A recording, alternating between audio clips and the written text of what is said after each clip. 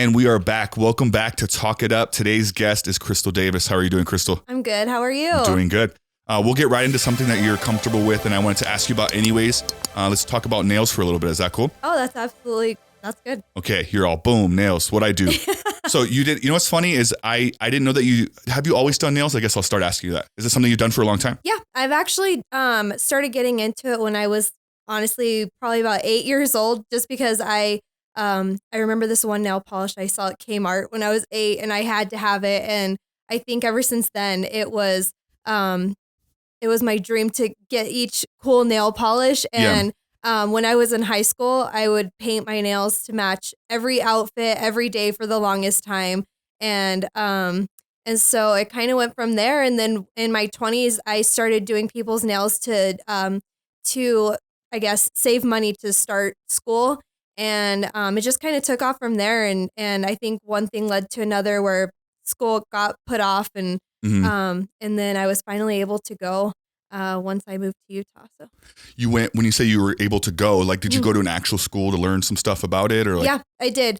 So it's kind of crazy because each city that I used to live in, I had planned on going to school in each one, but things kind of fell apart and happened, and I wasn't able to. So I was supposed to go before I moved away from Las Cruces back in 2012. That fell through, and I moved to Denver. And when I moved to Denver, school there was almost 10 grand. And I was like, there's no way I can pay 10 grand to do nails. So I had moved to Phoenix with my ex, and I looked into school. It was $5,200, and I'm like, that's half the price of what it was in Denver.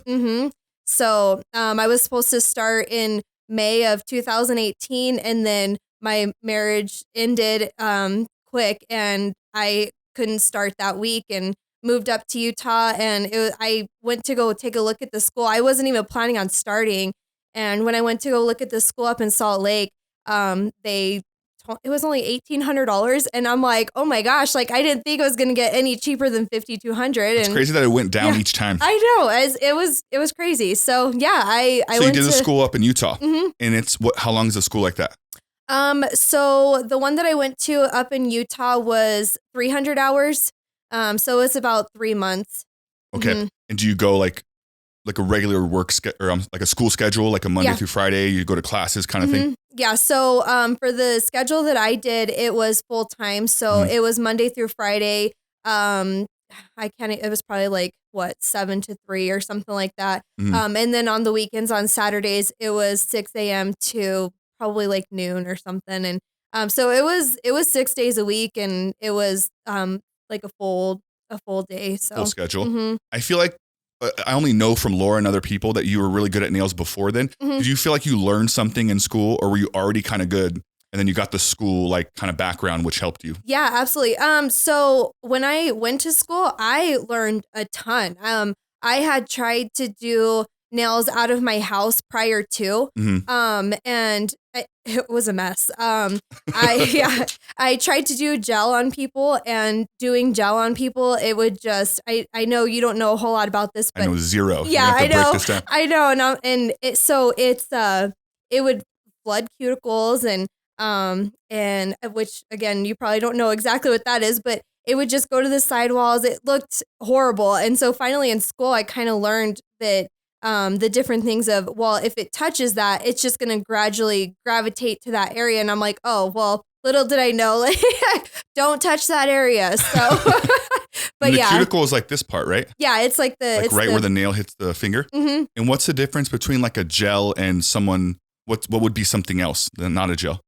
So I strictly only do gel. A lot of people here in Cruces do acrylic. I don't mess with acrylic. And what would acrylic be?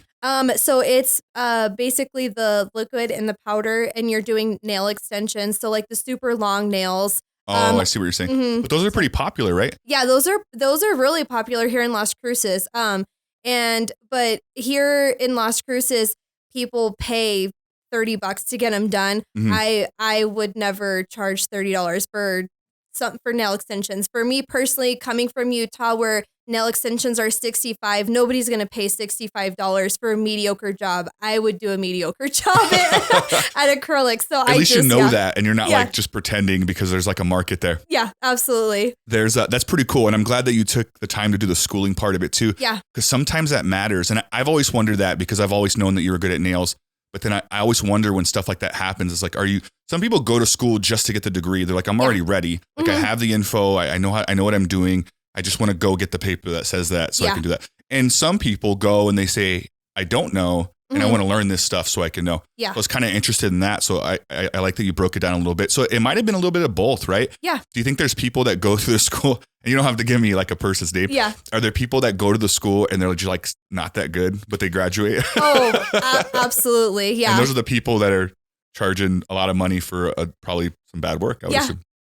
And I would have, I always put it to like the same market of like tattoos and stuff. I'm sure it's like a similar thing where it's like, you can go get them done. Cause I only know what I hear, right? Obviously I don't do my nails, but I know like that people will complain about nails like crazy. Yeah. Like women, it's like, I have a person and they're great. And so they'll like really ask each other, like, who do you go? Like they like their nails. Like who did yours? Yeah. Cause I want those kind of thing.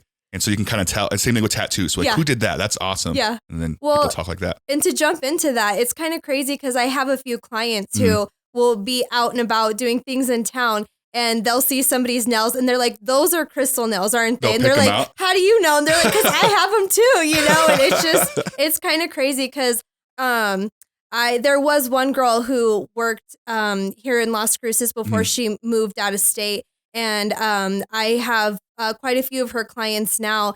And it's crazy because I feel like I am one of the very few here in Las Cruces that does do what I do, you know? And that is specializing in working with just the natural nail and doing gel with art. So not a lot of people here in town do that. And so it's crazy when you see somebody out in public and they're like, I know those nails, you know? That is cool. And then is it, so the art that you do on it, I'm glad you brought up the art. Do you have like things you already know how to do and you just do those? Or can someone bring you something and then you figure it out kind of thing? Honestly, I kind of do both. So there are things that people bring to me and I will be straight up honest with them. I'm like, you know, that looks tough. Either A, I won't do it, or B, I'll attempt it. And I mean, honestly, all of my clients are so sweet to me. And even if I haven't done a great job, they're like, it looks amazing. And I'm like, oh, okay, well, I'm glad you think so. Well, maybe to them, they truly feel that way. And that's very true. And you're your own worst critic. So it probably is amazing. And you're like,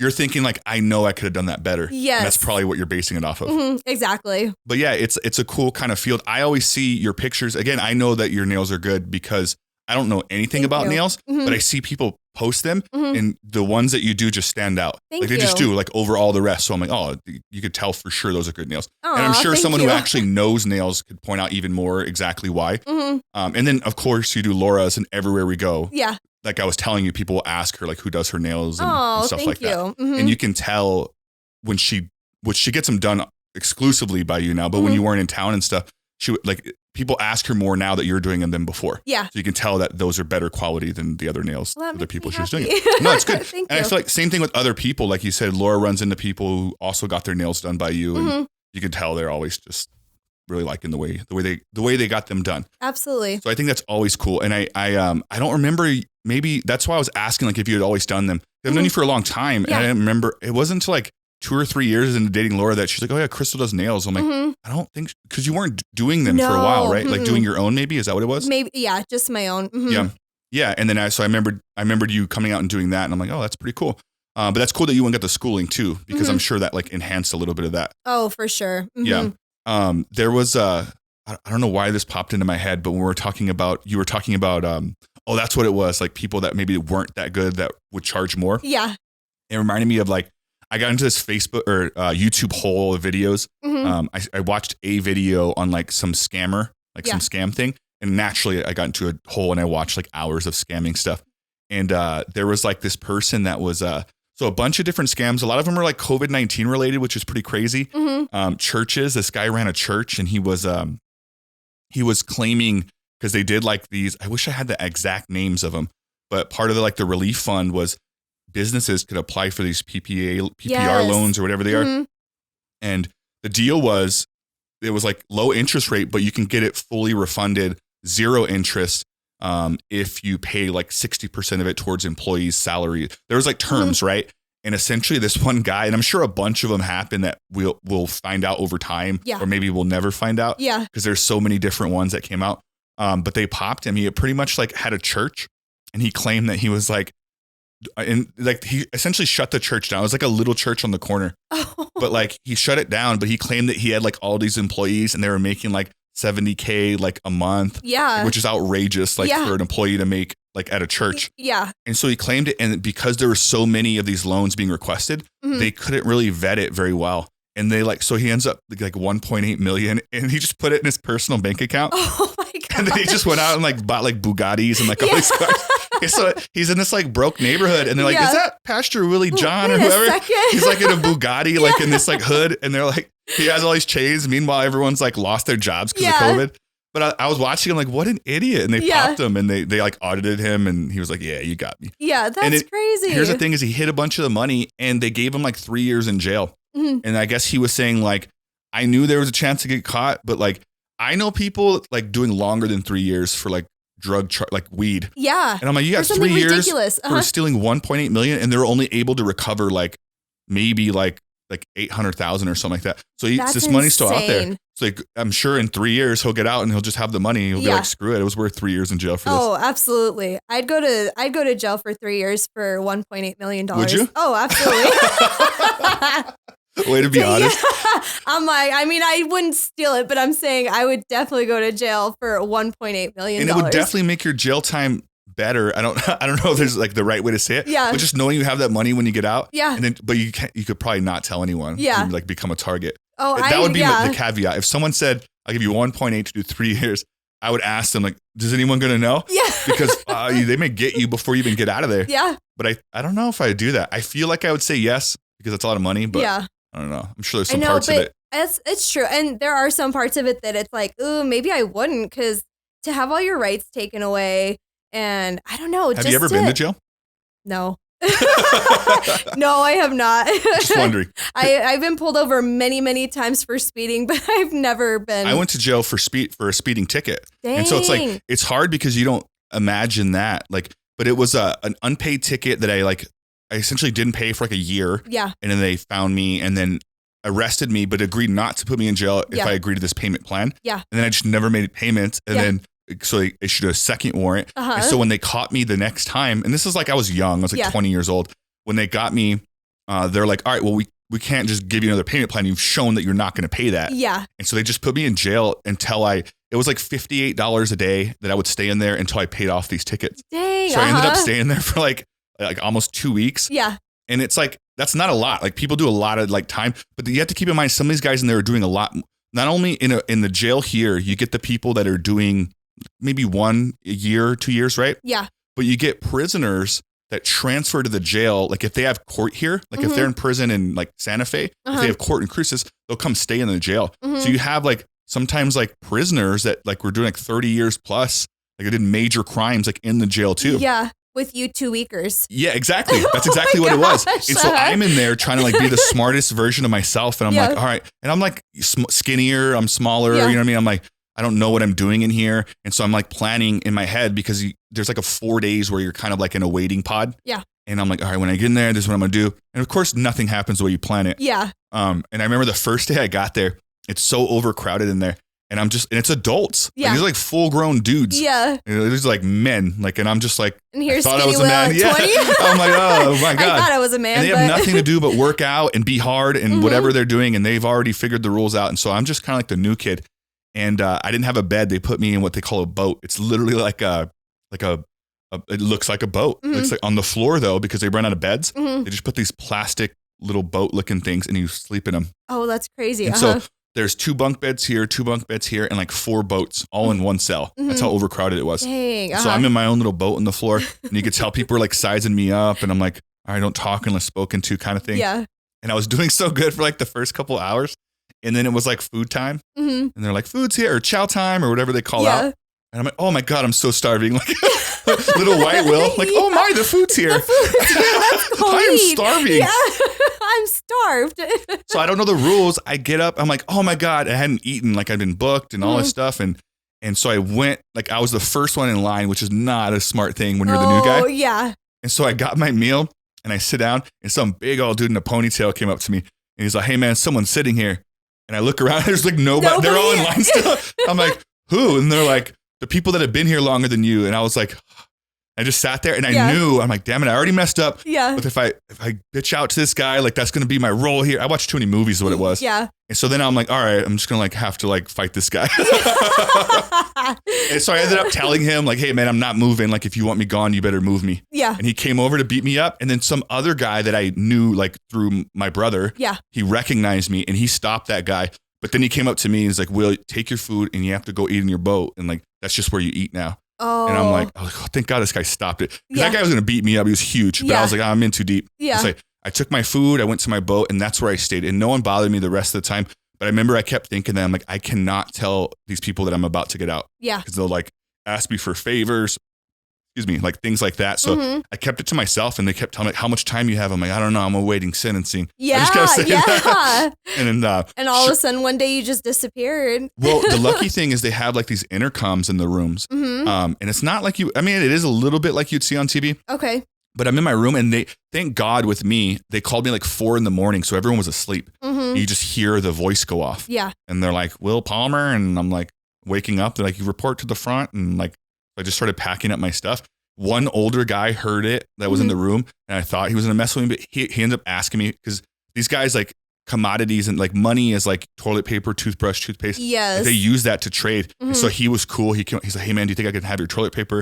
And I gave him like my toothbrush packets, sugar packets. Like I just gave him everything. Yeah. I'm like, just take all of it, man. And then I left and I'm like, thank God. Like and then I'm sure the next day, like, where'd that new guy go? Yeah. But had I told them, they would have messed with me the whole time. For sure. But it's like, I don't know. Why did we get into the jail story again? I forgot. Oh, the scammers, maybe if we do it for money. Yeah. It was, the point of the story is that it was hard. Those 2 weeks were not fun. Yeah. Everything moves in microwave minutes, meaning you ever stare at the microwave, like waiting and it feels like it's been an hour. It's been like a minute. Yeah. That's how it feels. And there's nothing to do in there. I mean, there's books, there's like random TV shows, but these guys have been there longer. They're the ones who choose that. Yeah. And to me, those 2 weeks felt like 2 months. Yeah. And so it's like 3 years. Yeah. A lot of time. Yeah. I would assume the longer you're in there, maybe it gets more normal. Yeah, for sure. I don't know. I think 3 years would be hard. And you know what's crazy is you were saying how you had that warrant out for a speeding ticket. And I had actually gotten pulled over multiple times in Denver. Like Denver, they are just out to get your money. Oh, absolutely. It's ridiculous. And 2 of them I got dropped because I proved that I wasn't guilty. But one of them I didn't get dropped, and it was the ticket was probably over $200 and $250. And I was living in Arizona a few years later, and I went to go get my license, and the lady at the DMV was like, well, you have a warrant out for your arrest, like for this unpaid ticket. And I'm like, what? And she's like, well, call this number and pay it. And I called the number and I talked to the person on the phone, and I was like, well, I haven't been there and I paid that years ago, like just telling her all this stuff. And she's like, well, hold on really quick, ma'am. And she puts me on hold and I am shitting my pants. And she's like, comes back on the phone. Did you say that you had paid it because you actually thought you did, or were you just trying to get away from it? Oh, I was trying to get away from it. So you knew that you had not paid it? Yes. Okay. I was like, I've already paid this, like, and so she puts me on hold and she comes back and she's like, oh, yep, it says right here you paid it. And I'm like, really? I am dead serious. And I was like, oh, okay, that's right. Like, and so, and they got rid of it. They dropped it and I was able to get my license, but I am not kidding you. Like it had been a few years and I was like, oh my gosh, like I couldn't believe I hadn't been pulled over in that amount of time. Cause I am the queen of getting pulled over. I know I speed. I speed everywhere I go. And so I'm honestly surprised that I had not gotten pulled over from when there was a warrant out for my arrest. Till that time. Yeah. Yeah, and that's all it takes too. Yeah. But it sometimes though they don't want to put you in there, and I think it's even more so now that there's COVID. Yeah. I think if there's an opportunity to let you not go to jail, they should. I always think it's strange how serious they take traffic tickets, and I get that traffic tickets are serious. I just think there's levels, right? But you can't like treat everything like these are like, we're not massive criminals. We're people that sped and forgot to pay a ticket. Yeah. And so almost all of my instances had to do with tickets that weren't paid. Yeah. And it was mostly because I was broke and I was young and I was like, you guys are, and then once you get one and they take your license and you have to drive places, and then you get another one, and next thing you know, you have like a stack of tickets. Yeah. And so I would always just get warrants for not paying them. Yeah. And now that I'm like older, I know I take care of them right away. Yeah. Because I'm like, I don't want to deal with the headache. But when you're younger, you're like, it'll just go away, I bet. And of course it doesn't. We got stopped at a border check, me and Laura. I think it was like her sister's bachelorette party.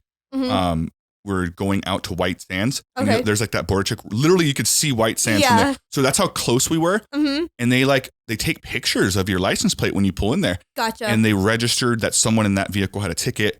And they looked up the name. And so when I pulled up, they say, hey, can I see your driver's license? They saw that this is the guy. So they literally they arrest me there at the border check. Dang. And it was for a ticket for like from a year prior. Yeah. And I remember telling the Border Patrol people, I'm like, you guys aren't cops. Like, are you allowed to arrest me? And they're like, well, we're not arresting you. We're detaining you until the cops can come get you. They use like weird words. And I didn't want to make a big deal about it. Yeah. And I remember thinking, all right, we'll clear this up pretty quickly and we'll be back to the thing. And I ended up like, they full blown treated me like I was like this criminal. The border check people were cool. They put me in a room. Police came, picked me up, took me to the jail in Alamogordo. And then they kept telling me like, they kept asking me questions like an intake process. Yeah. And I'm like, you guys, I'm about to get right out of here. We're talking like $100 ticket. Yeah. Someone's going to come pay it. Yeah. And we're fine. I knew Laura was probably out there trying to take care of it. It turns out it was like way more because it wasn't just a ticket anymore. Once they issued a warrant, there's now like an amount that you have to pay. That's not the ticket. It's like a bail amount pretty much, or a bond amount. And so you need a bondsman. You can't like it was. I remember it was enough money that we didn't have it, but it was so insignificant that the bondsman didn't want to come. Yeah. Because they're not going to make that much money off of it. Yeah. So I thought the whole time, meanwhile, on the outside, my brother and Laura are trying to figure out like how to get the money to get me out. Yeah. And they had like, I'll never forget it. They had like some psychiatrist come check on me. And they're like, how you doing, buddy? I'm like, good. Like, I'm just like waiting for my friends to come get me out. Okay. Are you feeling nervous? And I'm like, for what? Yeah. Like, yeah. For what? And then they come and they bring me the uniform. I'm like, I'm not going to need that. My friends are going to get me out. Yeah. And I don't know if they're struggling out there. So I've been like 6 hours at this point. I'm like, they're not coming, are they? Like, oh my God. They left me. So I'm in the uniform and I'm in this room by myself and like everyone's staring at me. I'm like, it's $100 ticket, guys. Yeah. And then some other lady comes in to go over like the rules of the jail. Yeah. And she's like, has anyone like offered you any like sexual favors for like advancement? And I'm like, I haven't seen anyone since I've been in here. Like I haven't seen a single inmate. Yeah. I've just been in this room. But they're like taking it so seriously. Like you don't have to accept those offers. And I'm like, all right, like, I won't. Perfect, I won't. But I just remember thinking like, this is not that big of a deal, guys. Yeah. And they were treating it as if like, maybe they didn't have anything to do. You could tell there wasn't a lot of inmates there anyway. Yeah. So they're like, oh, we got a guy. Yeah. They're all excited. We finally got one.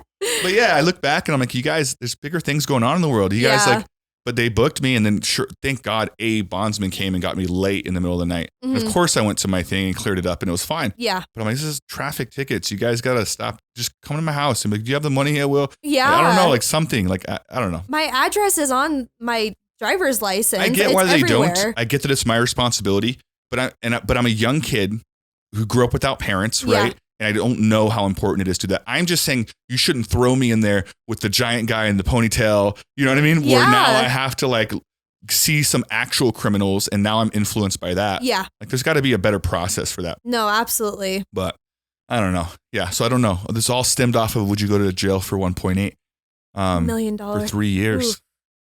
You know, actually, I'm going to go ahead and reverse my statement. What do you think? I don't know. I don't know if I would. So what would be the minimum amount of time then for 1.8? What'd you do, 2 years? Or one year? You know, maybe 2 years. I think I do 2 years. I'm like, because 3 years, that's kind of pushing it. But 2 years, I feel like, 2 years is a long time. You can do a lot in 2 years. And like, to think about 2 years, I look back to the beginning of 2018, fast forward 2 years, and literally how much happened in those 2 years. Yes. It's insane how much can happen in 2 short years. It's a good point. But that's also things you missed out on, like if you think about it. Man, That's gotta be hard. I wish I would have missed out on 2018 hands Yeah, down. those would have been some good years to be in jail. Yeah, I'm like, for sure, you could have put me in jail at the beginning of 2018, got out in 2020. We pretty much were in jail in our homes. I know, in 2020 is so true. Yeah. It's so weird. We will look back one day when we're older and be like, did that happen? Like, is that a thing? Our kids will be like, what was it like? Yeah. We all just wore masks and freaked out. Nothing happened. I know. It's crazy to think about, for sure. And I feel like looking at the whole, like, looking at it as a whole, it's crazy to think how different everybody has taken the whole situation and how different every person still takes it, you know? What have you noticed when you say like how different? Like what are the differences that you notice? I noticed like from the very get-go, there's some people who just didn't care. They're like, this is fake. And they thought it was fake the entire time. There's some a lot of the younger kids did for sure. Yeah. Yeah. And then there's some people who took it serious for a few months. And then after those few months were up, we're kind of like, okay, like we're good now.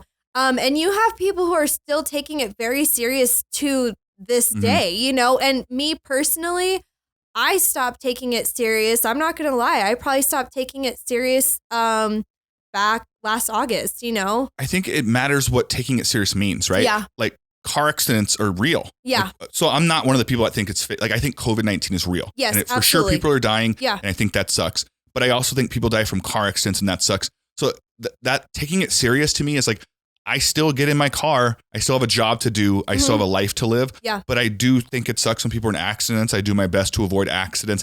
So that's how I feel about COVID-19. It's real. It happens. It takes lives. I understand it. But I still got to go do stuff. Yeah. And so is that what you mean by like taking it serious? That, and I know that like I can name 2 people off the top of my head who still won't go out in public because they're like, no, like I'm afraid of, you know? And to me, I'm like, no, I've been going out in public for a year at this point, you know?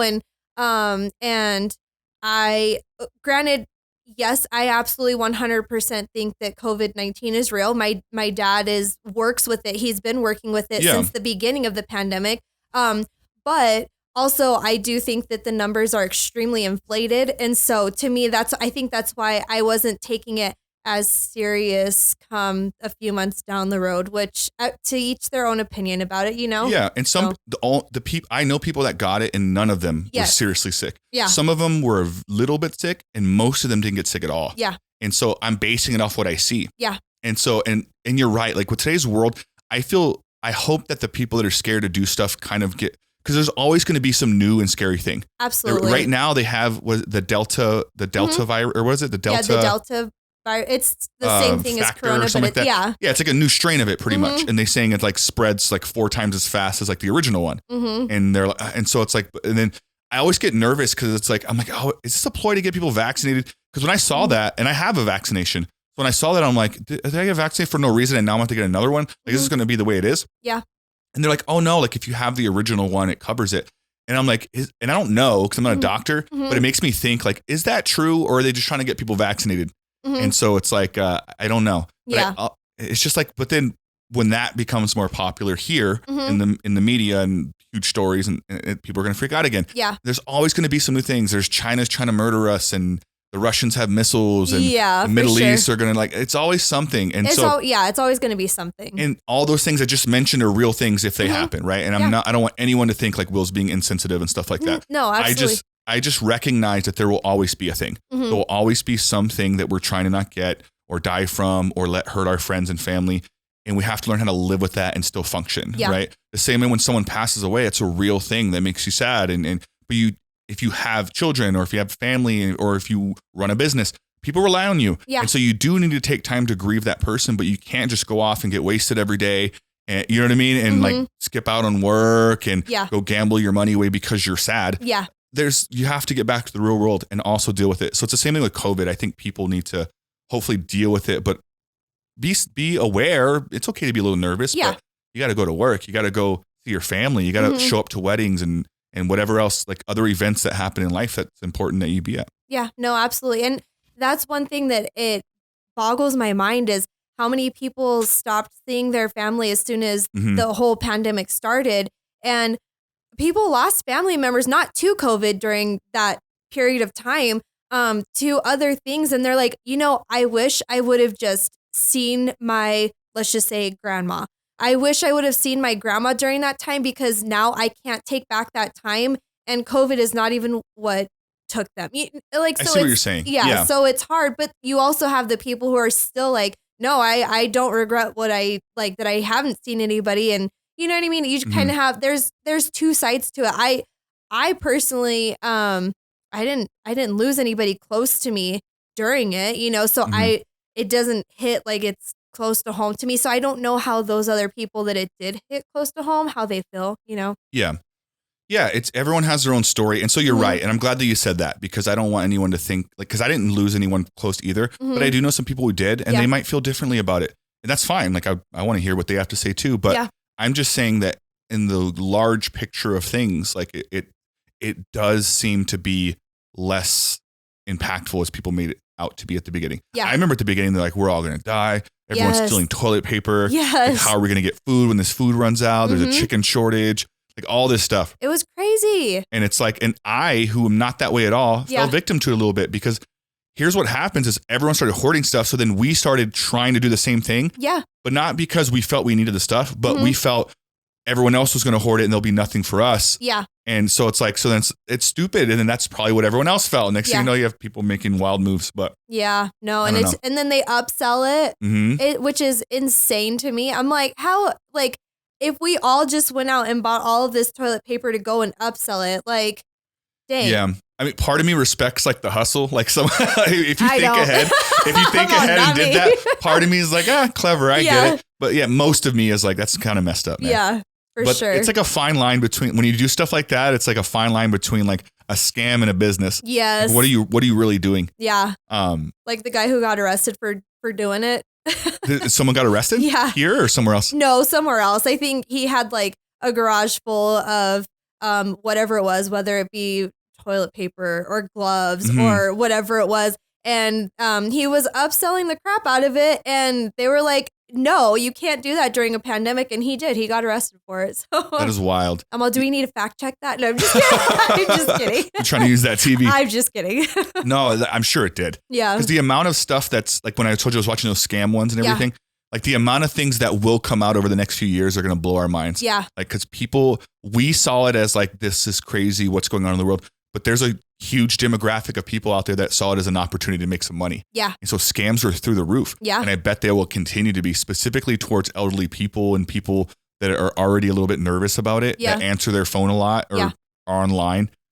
God, these scams, like, are different things like that. People are going to, it's just wild. Yeah. I don't know. We live in a weird world. And I kind of miss being a kid and being like carefree. I literally remember, I'm going to get candy when I'm older.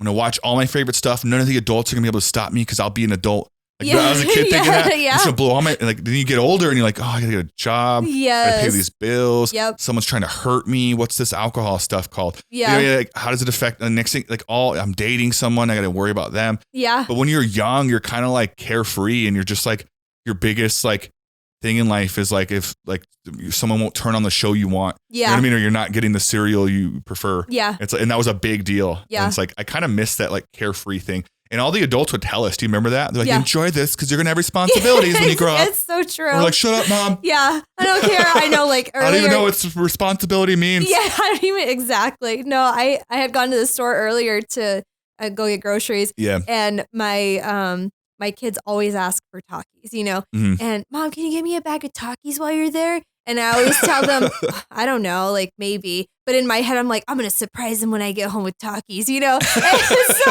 I mean, of course, like as I'm at the store, I'm like getting them all this like crap. And like, but in their heads are like, oh, I really hope my mom buys me those Takis. So I guess I'm going back to like a kid's mind, you know? Like all they're worried about is like, is my mom going to bring me home Takis, you know? And that's surprise, like a big issue. I did. Like, yeah, it's wild. I wish there was a way to recapture that, even if it's like for like a vacation kind of thing. I watch too many of those. You ever watch Black Mirror? I have not seen that one. Really good show. It's like a science. It kind of feels like Twilight Zone if you watched that back in the day. They're all science fiction based, and they all have like weird technological. Like they almost all take place in the future with crazy tech. Yeah. And so it's like, but anyways, when I watch those shows, it makes me think of like there's one where you like you can rewind your memories in your eye. It's like weird. That's crazy. So this essentially, I'll give you an idea. Is like this episode starts off with this guy that's in a job interview. And he gets in the car and he goes home and his girl's like, how did it go? He's like, it went terrible. They judged me. I got nervous. And she was like, oh, let's take a look. And he can project his memories like onto the TV, like through his eye. Oh, and so he literally showed her like, look right there. You see his hand? That means he doesn't like me. And so like, and then she does it like, oh, I saw Kara at the store, and she'll like project like hi, like, you know what I mean? Yeah. And so their memeries in their eye. And so there's a weird, crazy. It gets crazier. So it ends up like being about infidelity and like, did you cheat on me? And like, it was wild stuff. Oh, but when I watch those shows, it reminds me that I wish there was a way to like, kind of like a memory or like a alternate reality where you can just go in it as like a vacation, right? Yeah. Whether it's in a room or with a VR or something. And like, that's like, you don't have any worries in the world, and you're just to get mental relaxation for a few hours, and then you get to go back to work or something. I feel like that'd be pretty crazy. That would be crazy. In the world we live in, who knows? Yeah. It'd be a possibility.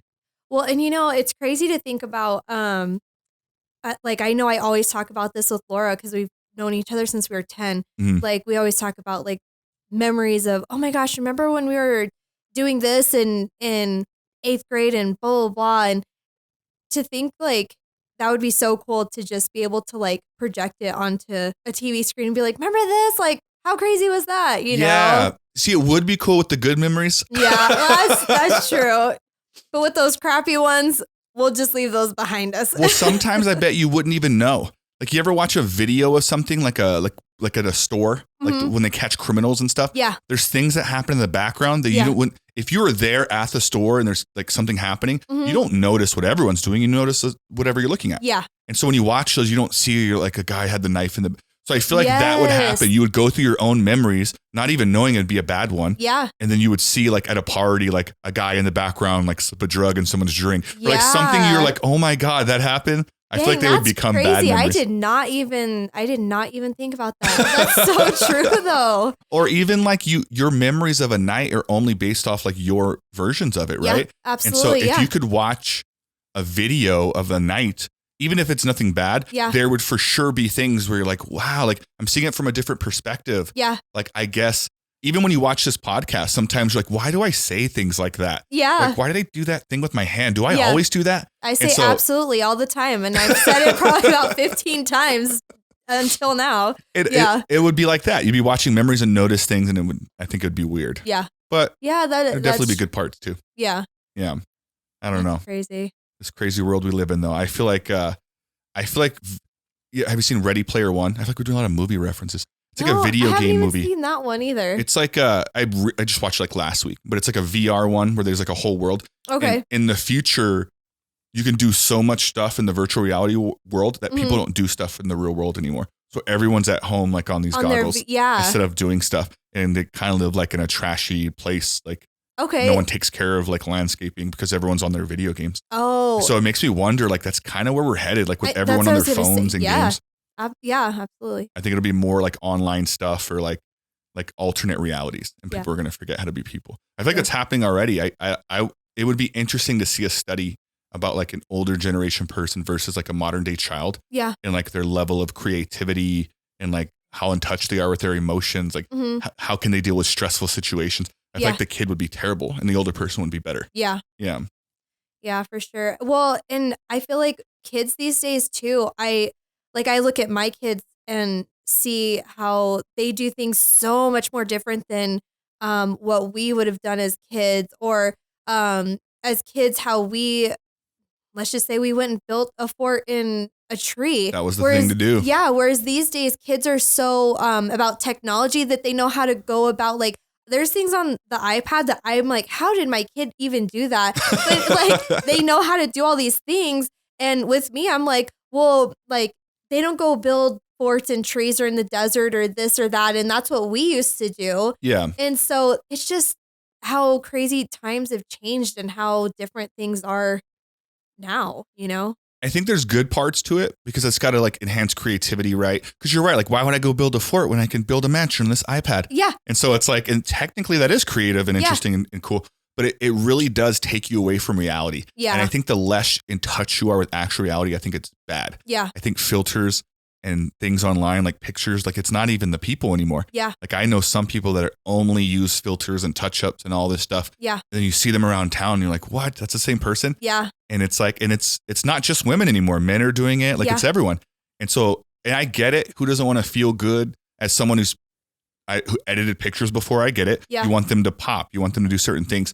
But I do think you got to like have a touch of reality and like kind of, I think it's good for your mental health to know about the things that are happening around you and the way that you actually look, and focus more on the way you feel about it as opposed to changing it. Yeah. I don't have all the answers, but I can see it going pretty bad in the future. Yeah, for sure. Well, and to kind of run off of that too, it's, I was dating there for a little bit online, and there's people who state on their profiles, they're like, if you have edited pictures or filtered pictures, like don't write me, you know? And it's crazy because I was going through all of my pictures and I'm like, I mean, I don't have like the bear ears and the glasses on any of my pictures, but like, it's crazy to look through all the pictures that I do have. And I'm like, there's some sort of filter through all of these Snapchat pictures. And so, I mean, you're not really posting authentic yourself and you're pictures. Encouraged to not do that, right? Which is why they're mostly filters. Yeah. Like if you swipe through, there's only one that has nothing on it. Yeah. The other ones are all extra. There's extras on the extras. Yes. And when you go to Instagram, you can edit a photo and then you can edit the edited photo. Yes. Then you can add effects to the edited photo and then stickers and then make it shake. Yeah. And so it's like you're encouraged to do it. Yeah. So it's almost would be weird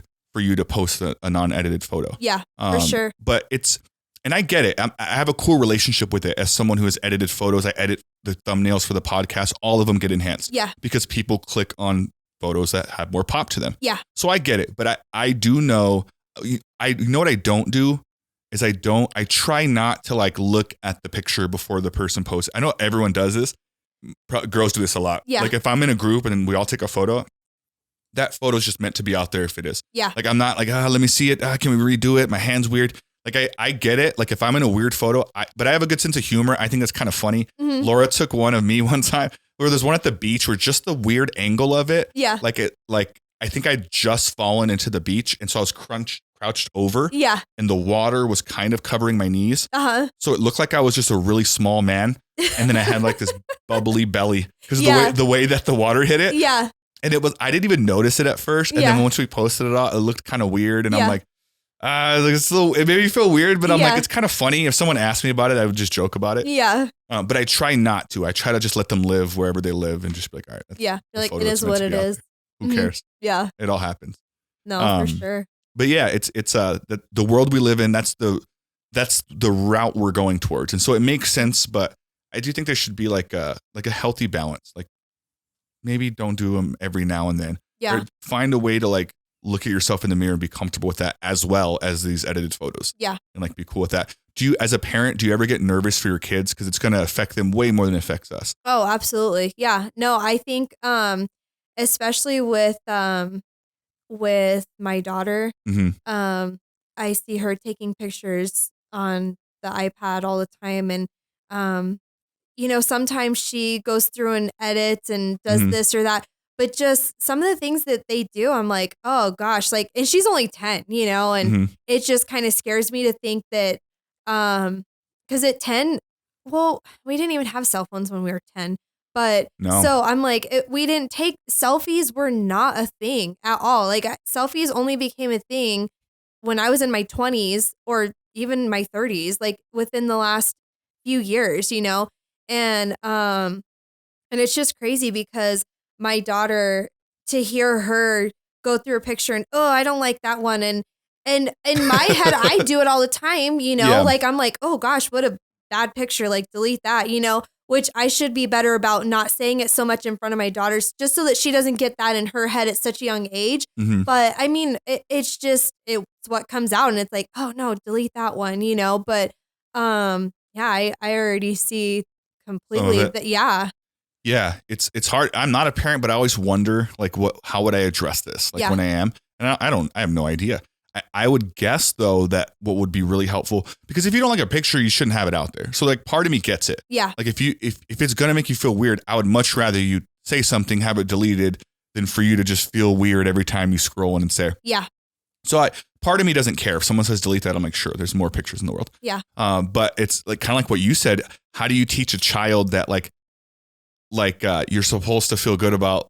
Why do you not like the picture? I guess is important. Like, I don't know. It's a tough one. Like, what? Because if it's like weird, like if it does look weird, I get it, delete it. Yeah. But if it's like you and you're like criticizing yourself and you're 10, yeah, it's like, God, I got to address this, but like, there's not really a right way. Yeah. You just say, I don't know. Yeah.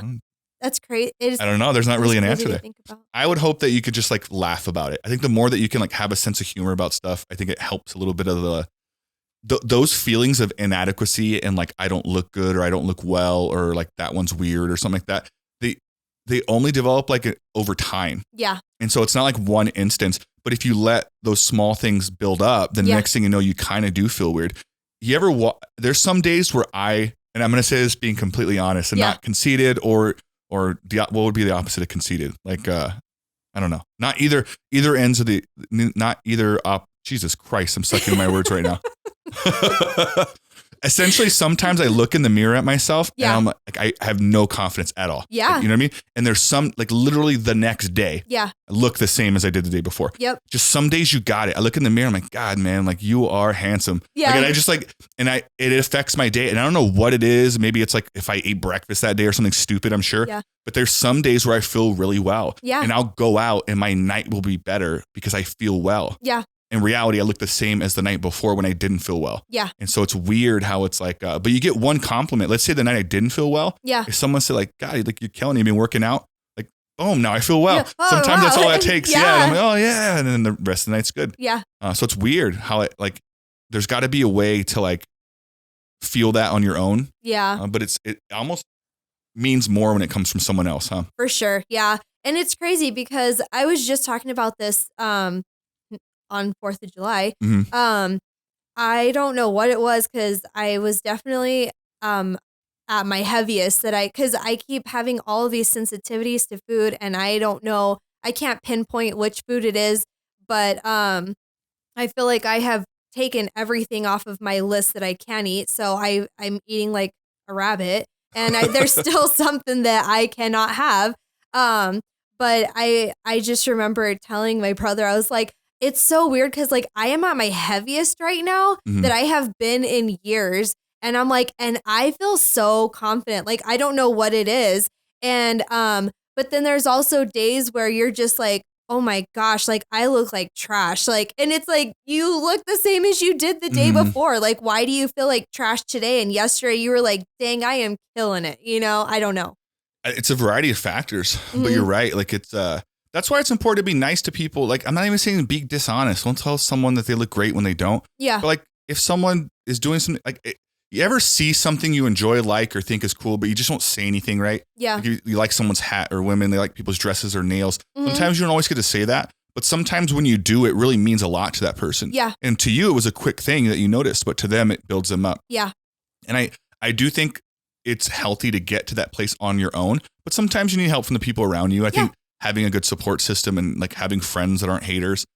Because I'm pretty resilient. Like if one person made fun of me, like I probably would just joke back. Yeah. But if 2 or 3 people like did it, like I think not even consciously, like something in my brain would go like, is that true? Yeah. Like, you know what I mean? And then I would get stuck on it and then there goes my day. Oh, so yeah, like, I totally agree with that. Well, and you know, I was going to say too, Laura, I was thinking about this like 2 nights ago.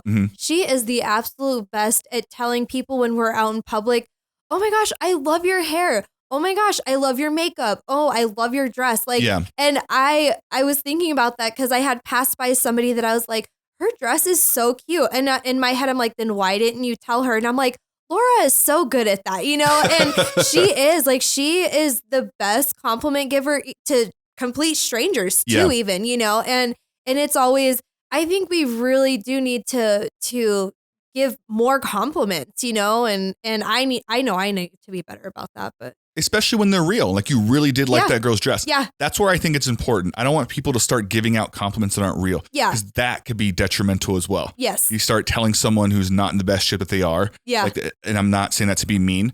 You can't do that because all you're really doing is encouraging someone. When someone's not that best of shape, it's a health thing. Yes, to the opposite sex, it could be a visual thing. Yeah. But it's unhealthy. Like you're hurting yourself and like I think it's important that we don't encourage like unhealthy things, right? Yeah. But I get that it happens sometimes. If a guy's smoking a cigarette and I walk, like, dude, you look cool smoking that. Like, dude, you look like the coolest dude here. Like, he's dying. Like, he's killing himself. Yeah. So it's like, all right, let's not do stuff like that. But if the compliment is real, I think it's important that you say it or do something about it. But you can always find something about anyone almost. If I want to compliment someone, it doesn't have to be. If someone's out of shape, it doesn't. So then leave that out. I could find something else. Are they interesting? Are they funny? Are they caring? Are they a good host? There's something that happened in this interaction that I can compliment on. Yeah. Because it builds them up. And then maybe feeling built up about that means they work on some of the other things. Yeah. That aren't their strengths. Yeah. No, that's so true. I didn't even think about it that way. Yeah. I mean, maybe I'm overly dissecting it, but I always think of it like that because I grew up without a lot of self-confidence. And so I had to figure a lot of this stuff out for myself. But I do know some of the best compliments when I was younger were on real things. Yeah. That people weren't gassing me up about things that I weren't, but they saw things like, Will, you're a good talker. You're good at this. You're good at that. And they're really funny. And I focused on those things that like they were telling me and I was able to build off of it to where I did feel good about myself. Yeah. And I knew at a young age that I wasn't the most popular kid in school. Like, and not in a bad way. Like I didn't have like bad self-esteem. I just knew like, all right, there's like 5 guys in this whole middle school that get all the girls. Yeah. Those are the hot guys. Yeah. And these are the same 5 girls that keep dating those 5. Those are the hot girls. Yeah. Like I knew that. Like I wasn't like sad about it. I just got it. I'm like, all right. So I knew that. I'm like, I'm not one of those dudes. What is my strength to like fit in with these people? Yeah. And so like I made a girl laugh. I'm like, that's it. Like I'm going to be the funny guy. Yeah. And turns out that makes you a little bit more attractive. Yeah. And so there's other things that you can do, right? And then life goes on. We grow up. We all change how we look anyways. We change how we act. But it's something like that. I think people need to find the, what's my thing? Yeah. And whatever it is. Yeah. Whatever that is, build off of it. But yeah, I agree with that. Yeah. Where world did we live in? I think that we have, I would hope that more and more there's opportunities to build off the strengths that you have, like college, like you recognizing, hey, I'm good at these nails, but there's an opportunity to take this somewhere else. Can I go to school for it? Yeah. You know what I mean? And the fact that you're able to go to school for the 3 months is pretty cool. There's not a lot of options like that like, for people.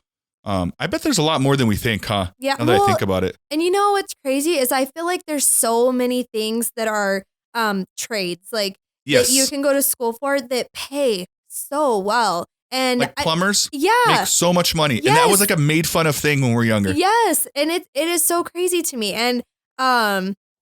And yeah, there's just so many trades that I know at the school that I was going to up in Utah. I look back and I'm like, dang, like those people are making some really good money, you know? And to me, I just think that we need to step away from, not everybody needs to go to college. Cause when I was that age, I never knew I could go to school to do nails. Not in a million years. Like I didn't think that was a thing, you know? And not until I got into my 20s and I'm like, ooh, I want to go to do nails. And that's when I started saving up. But like, had I known out of high school that I could have gone, and it's so crazy that there's high schoolers in Utah, well, and probably even here in Las Cruces now, I don't really know, but in Utah, I had a couple of the cosmetology girls who were in high school, and that's just part of their credits for high school. Oh, wow. And they even had the nail tech program for high schoolers.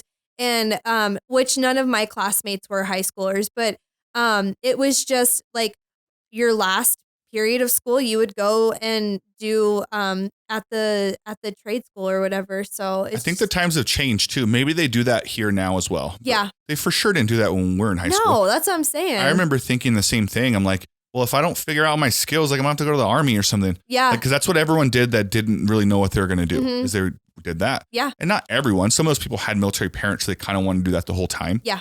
But I remember thinking that I'm like, I'm going to have to like, just go to the army. Yeah. I don't have any skills. Yeah. And then like you start realizing there's so many like the trades you said, like different things that you can do. And then you see friends do them. And you're like, I never even knew that was a thing. Yeah. I think they need to start teaching that stuff in high school, which it sounds like they're doing in Utah. Yeah. But why not?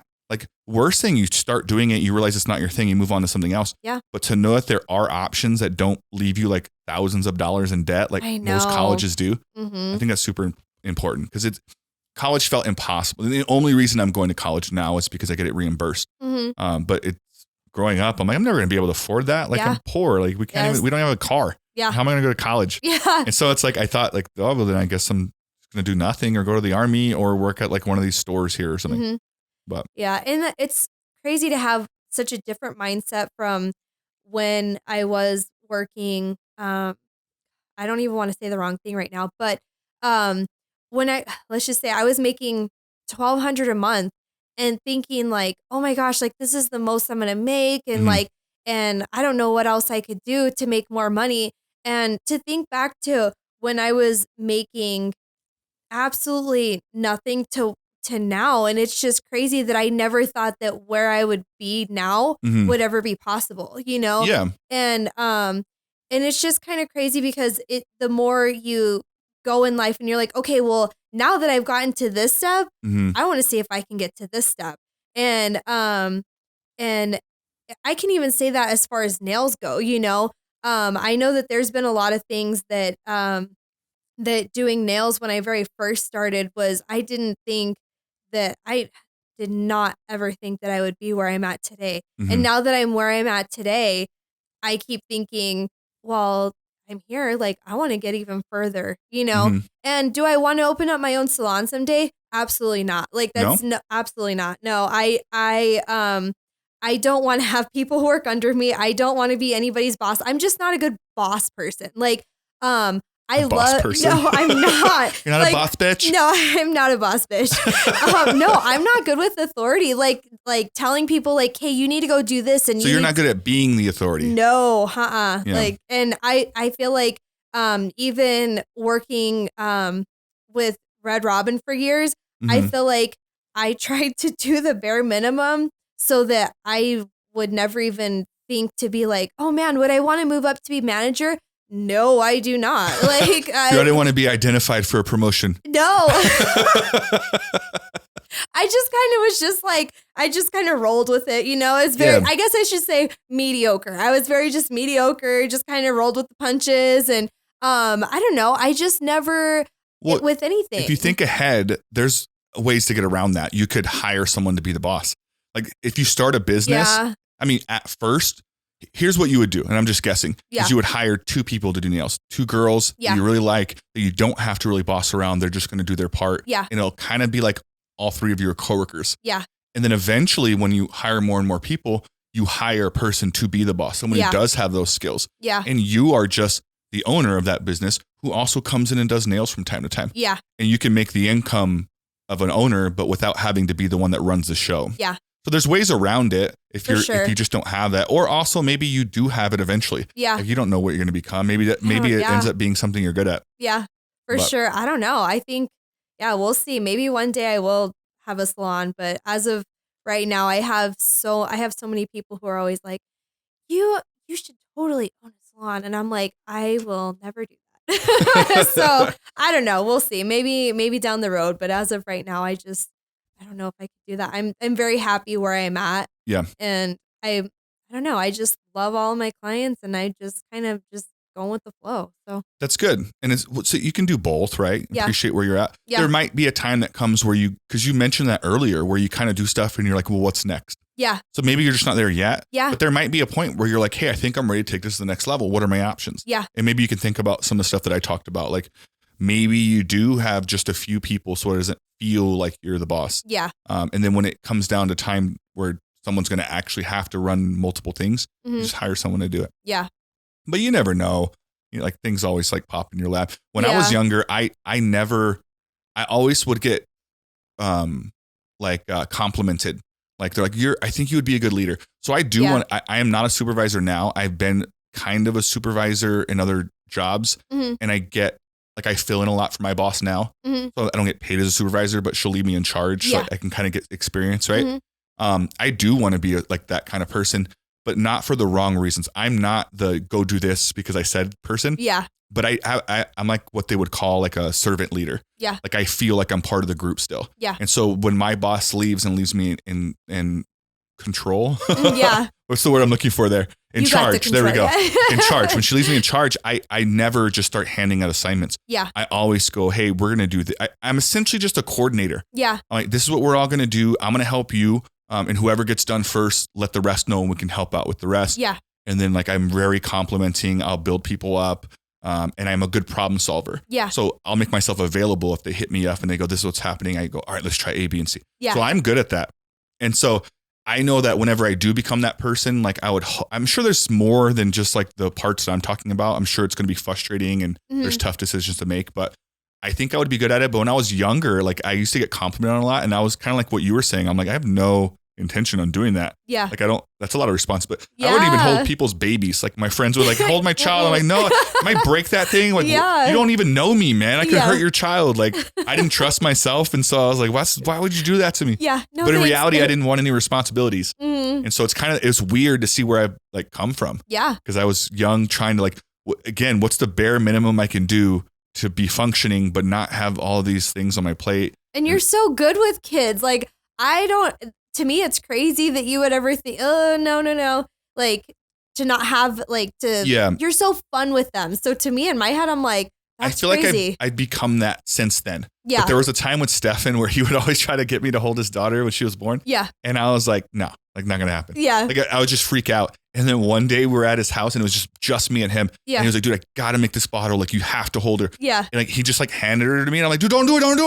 And he just walked away and I'm like, it was like the baby was holding me. Yeah. Like she was all great. And I was like freaking out. Yeah. And I remember he came back and he was just laughing at me like, Will, you look so awkward. Like, I think I was holding the baby away from my body. Yeah. And he's like, dude, she needs like comfort, like pull her in. And I just felt like I was going to drop her. Yeah. And ever since that day, I kind of like little by little, but I also, what's the best way I want to say this in the most appropriate way where people understand it. I grew up, and you know this about me, I grew up in a bad home. Yeah. And my sisters got taken out of my home young.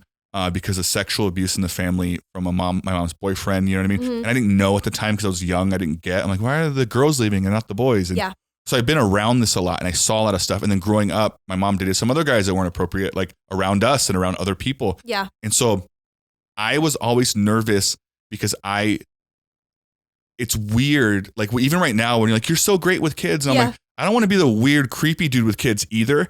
And so I always second guess myself though. When I'm like around other people's kids, I'm like if they come over like with a ball, like I kind of like want to throw it and laugh, whatever. Yeah. But then I'm like, I always look around like, how would that make me look? I'm like this grown man, like playing ball with this kid in the corner. Yeah. You know what I mean? Yeah. So because of my childhood, I'm super hyper aware of it. Yes. And so I always get nervous. I'm like, I hope no one thinks I'm like a weird guy. No. So it's nice to hear you say that because I'm always like, I feel like I'll be a good dad one day when it happens. And I feel like I'm decent with people's kids, but I'm always kind of like looking out for like optically. I'm like, all right, if that's remotely something, like I'm just going to like not even go play cards with this kid in the corner. Yeah. I don't ever want, because have you ever seen someone be creepy?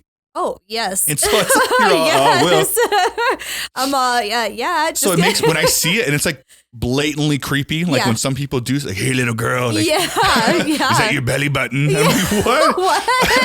I'm like, don't tickle that. Is that how I look? I always get nervous. I'm like, tell me I look like that guy. Yeah, no. It's always funny because I don't know. I'm like, am I the only one noticing this right now? But I'll always see some like older guy acting weird, and I'm like, I don't trust that. Yeah. Not even my kid, and I don't trust that guy around that kid. Yeah. So I like watch that dude. I'm like, all right, keep your kids away from that man. Yeah. But I do naturally like always keep an eye on that. I'm like, I don't want to ever be the creepy person. Yeah. But yeah, that's funny. Come here, little girl. Let me give you a piece of candy. Yeah. Are you thirsty? Yeah. Come down to the basement. That's where we keep the water bottles. Oh my gosh. Yeah. But no, it's crazy how we all grow. Cause like if you asked me when I was young what I was going to be or how I would be, I'd be completely wrong. Yeah. Yeah.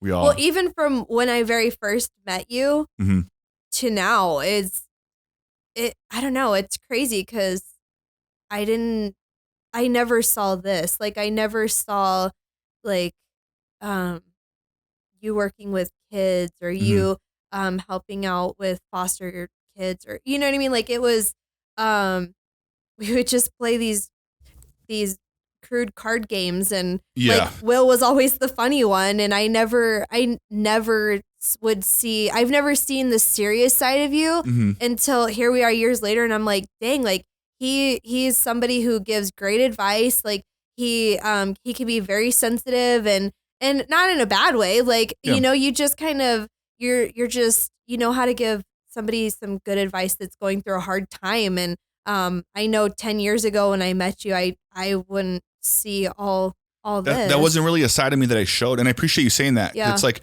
I had to work on that over the years because my validation in life, how we're talking about selfies and stuff earlier, people get it through likes and compliments, whatever their currency is, right? That's a form of currency. How do you get your joy? What makes you feel good? Yeah. Mine was laughs. Yeah. And I valued that over everything because that's how I got girls. That's how I got friends. Mm-hmm. You know what I mean? That's how I kept friends. That's how I entertained crowds. Yeah. It was my only source of validation. Yeah. So I've always had this side to me that was serious because I've been through some serious stuff. Yeah. I just didn't know how to use that. And I didn't know that people also valued that. Yeah. And so I thought I would have to be the funny person. And I'll tell you a quick story that's not too crazy. Mm-hmm. It all comes from a good place, but every opportunity that I see a joke, my brain just jumps on it. And it's like, oh, this will be funny. Yeah. And it's not funny sometimes. Or sometimes it is funny. Yeah. But it's the wrong time, Will. Like, you got to know your moments. But I had to really hone that in. And there was one time where my friend, Tony Brown, was in a motorcycle accident. And I've been in a motorcycle accident as well. So I know how serious this is. He was doing wheelies. He fell. I mean, he didn't break anything. On this one, he had a bunch of road rash. He ended up coming over to my house afterwards. And I thought, like, well, he didn't hurt himself other than some wounds. Yeah. We could joke about this. Yeah. And so I just kept joking with him. To him, this had just happened hours ago. Yeah. And emotionally, like it was a different experience for him. Yeah. And I should know better because I'd been airlifted for my motorcycle accident and I didn't know what was going to happen to me. Yeah. So I know how important this was. But for whatever reason, I just kept joking. I think a few of them like were death jokes. Were meant to be funny, but it's like, dude, why would you joke about this when he just got in the accident? Yeah.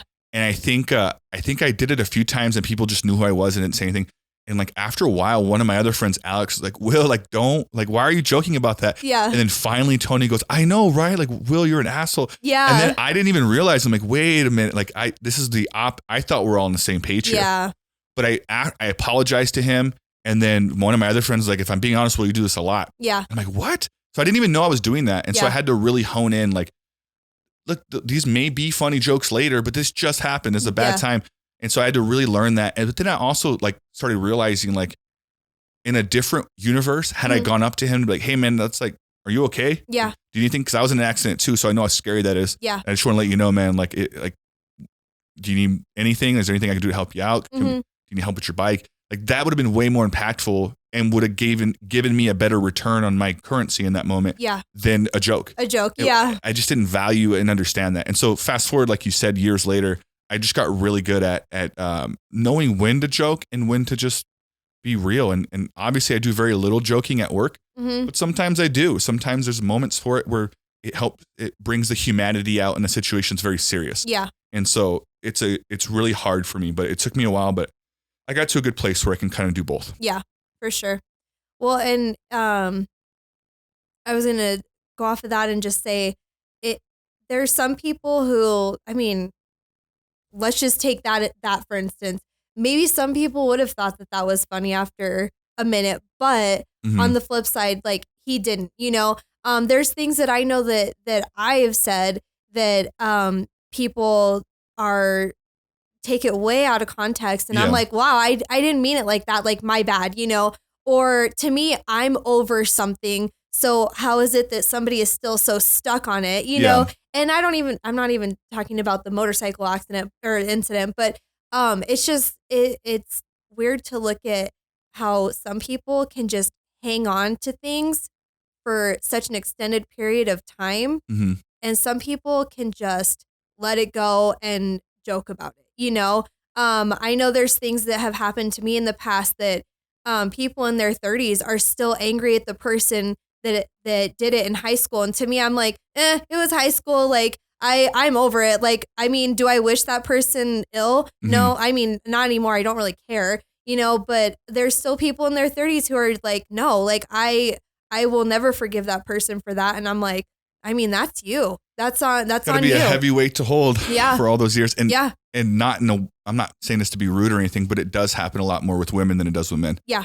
And that's because I know some women that still hold grudges. I'm like, you got to get over it. That was a long time ago. Yeah. And with men, some men do it, but with men mostly, you kind of like fight and get over it. Yeah. Like you're just like, whatever. If you can physically fight someone, there's a point in your life where that's almost the best thing.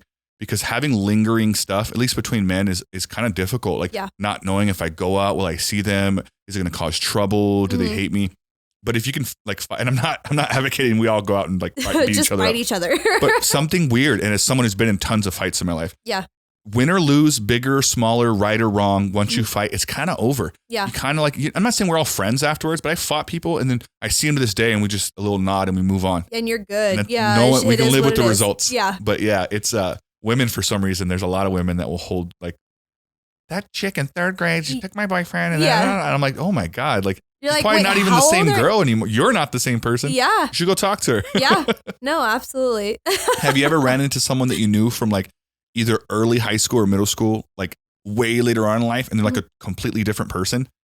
And you're like, wow, like who would have thought? We kind of talked about that right now with like me and stuff.